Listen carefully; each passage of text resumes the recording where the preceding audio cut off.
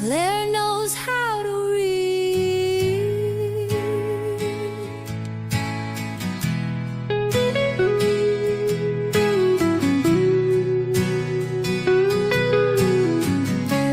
Clare knows how to read. Welcome back to Clare Knows How to Read, a spin-off of Transqat the podcast, which tries to justify my overspending on books by sharing them with you. You're welcome. I ran across Mike Curato's 2025 graphic novel Gaysians on display in a local library, which in and of itself gives me some hope in this time of increased censorship and repression. Curato is the artist and the author of the 2020 YA graphic novel Flamer. Now, if you're not familiar with it, Flamer is the story of Aiden during the summer after middle school and before high school. At summer camp, he deals with his emerging sexuality in an environment that highlights, well, how shitty boys can be to each other.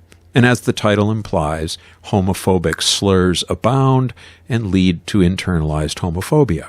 Flamer has been in the top 10 of the American Library Association's most challenged and most banned books for the last 3 years running. It was number 4 in 2022, number 5 in 23, and it slipped to number 10, 2024.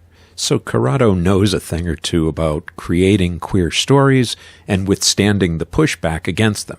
The pull quote on the cover of the book summarizes it well.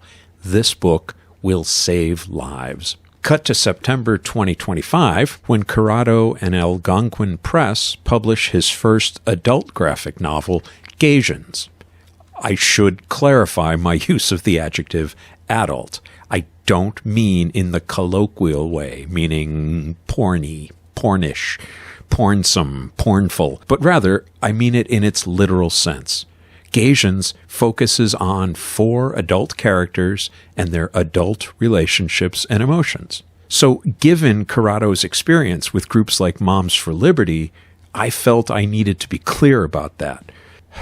Thanks for reducing everything to its lowest common denominator, you harridans. At the center of Gaysians is the intersection of sexual identity, Asian heritage, and gender.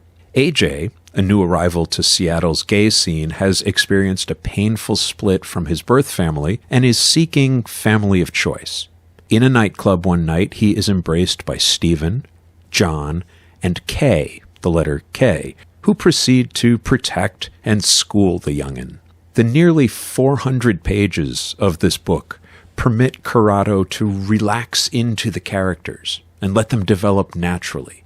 Each one has a satisfying arc. Stephen is wildly promiscuous by night, but a generous, gentle care worker in a nursing home by day. John prefers to keep things compartmentalized. There's his online gaming environment, his queer Asian friends, and anonymous sex at a club. And Kay is a gloriously talented drag queen.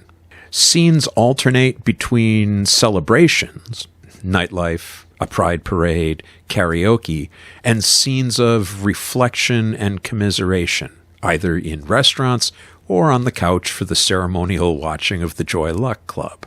The friends teach AJ their lingo, share stories of microaggressions and lack of representation, and basically take care of each other. This safety bubble is threatened, of course. There's a tattooed MAGA type who prowls the streets. Stephen's lack of discretion has its repercussions. John has feelings for his roommate, but they rise to the surface in an unexpected way. Drag is all well and good in this community. In fact, AJ evolves beyond being the ingenue when Kay becomes his drag mother. But when femme presentation steps over the line into the realm of transness, the friends' bonds are tested. The plot lines are intricately interwoven, and I'm trying hard not to spoil anything here. I loved the delicate relationship between Stephen and a patient in the nursing home who is suffering from dementia. I genuinely enjoyed hating the shallow, materialistic character named Hunter, and I loved how an act of violence, is played not for sensationalism, but for its effect on the friendships. Let me give the last word to Curato, who writes this in the afterword. A note to my dear gay Asian readers. I wrote this book for you. Some will read this book and say they have never felt so seen, and they would be right. Others will read this book and say that I got it wrong. They are also right. We are not a monolith. We cannot be condensed into fewer than 400 pages, and it would be impossible for me to write a story that captures the essence of every queer Asian person. But we do have some common experiences, and we do need representation. I wanted to write this story to let you know that I see you, and I love you. I implore you to add to the story. Let's create volumes together. It's up to us to give ourselves the love and respect that is not always given by others. Let's celebrate each other. Thanks for listening. If you know how to read, go get yourself some books of your own and read the hell out of them. Till next time, this is Claire Knows How to Read. Claire knows how to read.